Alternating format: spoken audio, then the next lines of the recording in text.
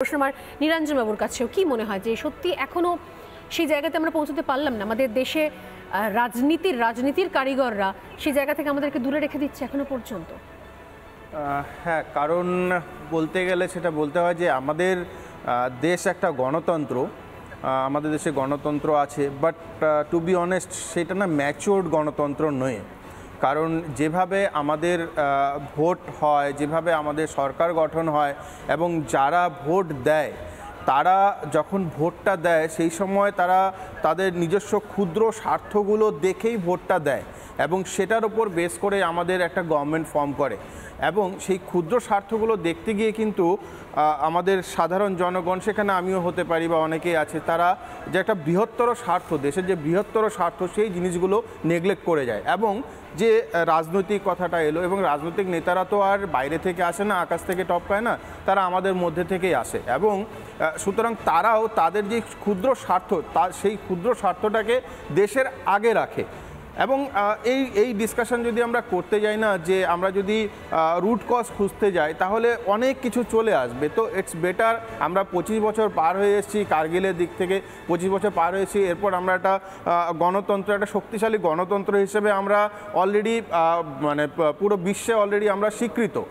এবং এই মুহূর্তেও যে কথাটা তুমি বললে স্বর্ণালী, অগ্নিবীরের কথাটা, আমাদের ভারতবর্ষের স্পেশালি যেটা আমাদের সেনাবাহিনী, সেটা কিন্তু এখন অনেক শক্তিশালী হয়ে গেছে আজ থেকে 25-40 বছর আগে যে ছিল। তো আমরা জেনারেলি দেখব যখন আমাদের ধরো যখন কোনো একটা ফ্লাইট টেক অফ করে সেই সময় কিন্তু মানে প্রচুর ফ্লাইটে একটু বেশি টার্বুলেন্স হয়, একটু ঝাঁকুনি হয়, বেশি ফুয়েল লাগে এবং সেই সময়ে যে যাদেরকে সেই একটা ফ্লাইট টেক অফ করার সময় শুধুমাত্র পাইলটকে তো নয়, গ্রাউন্ড স্টাফ যারা আছে এবং প্রত্যেকটা ক্রু এবং ইনক্লুডিং অল যারা আছে প্রত্যেকেরই তখন একটা যোগদানের দরকার হয়। এবং বর্তমান ভারতবর্ষ সেই টেক অফের জায়গাটাতে আছে। সেটা শুধুমাত্র আমি সেনাবাহিনীর দিক থেকে না, আমি সব দিক থেকে, অর্থনীতি, রাজনীতি এবং বিশ্বের দরবারে ভারতবর্ষের যে পজিশন সেটাও এই মুহূর্তে টেক অফ করছে। সুতরাং সেই সময় একটু ঝাঁকুনি থাকবে এবং এই যে অগ্নিবীর নিয়ে যে সমস্যাগুলো বলছি বা বলা হচ্ছে, সেটা আমি বলবো সেটা সেই একটা ঝাঁকুনিরই একটা পার্ট।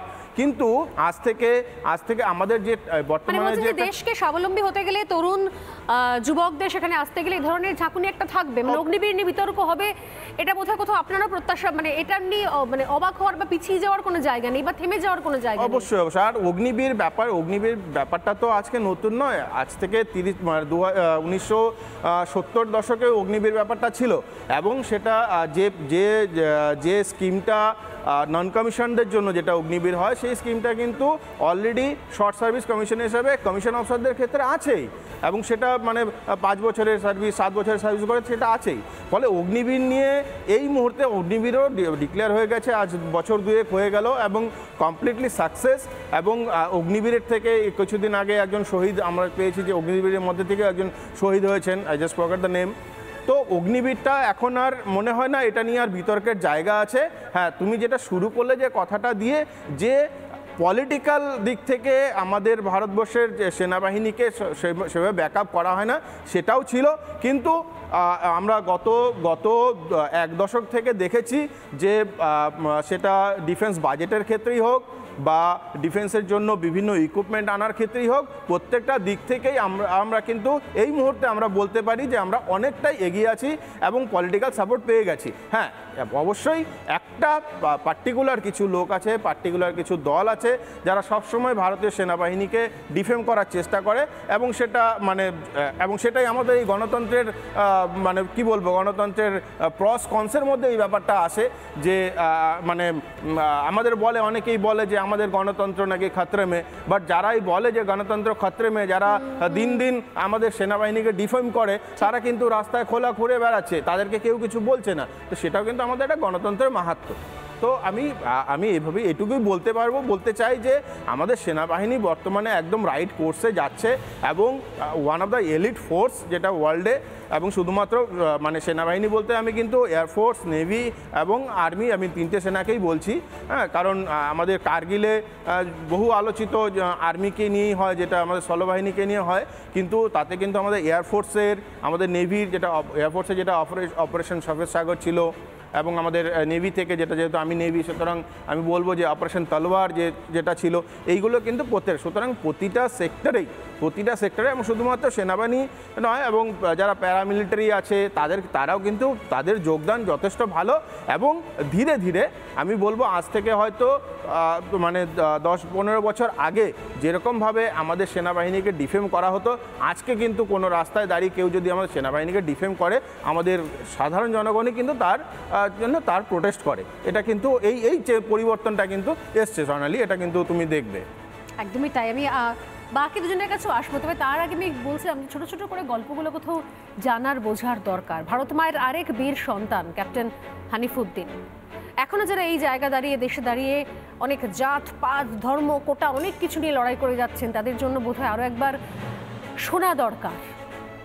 মাত্র 25 বছর বয়সী ক্যাপ্টেন হানিফউদ্দিন 18,000 ফুট উচ্চতায় শত্রুর মুখ থেকে দেশকে বাঁচাতে গিয়ে আত্মবলিদান দেন ভারত মায়ের বীর সন্তান। শুধু বীর সন্তান নন, সে বীর সন্তানকে গর্ভে ধারণ করেছেন যে মা, সেই মায়েরও গল্প কোথাও আজও উজ্জ্বল হয়ে আছে ইতিহাসের পাতায়। হানিফউদ্দিনের গল্প।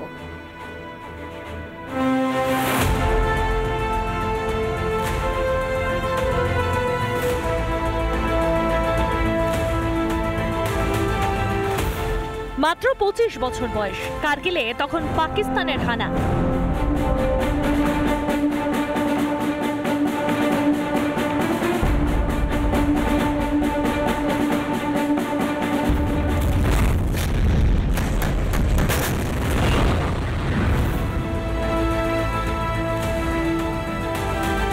সেই যুদ্ধে 25 বছর বয়সী ক্যাপ্টেন হানিফউদ্দিন শত্রুকে প্রত্যুত্তর দিতে প্রস্তুত। 18,500 ফুট উচ্চতায় অবস্থিত কার্গিলে পাক শত্রুদের মুখের মতো জবাব দেন ভারত মায়ের বীর সন্তান।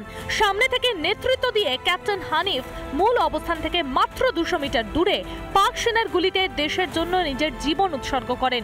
শেষ নিঃশ্বাস পর্যন্ত দেশের জন্য নিবেদিত প্রাণ ক্যাপ্টেন হানিফউদ্দিন। 25 বছর পরেও দেশের স্মৃতিতে জ্বলে।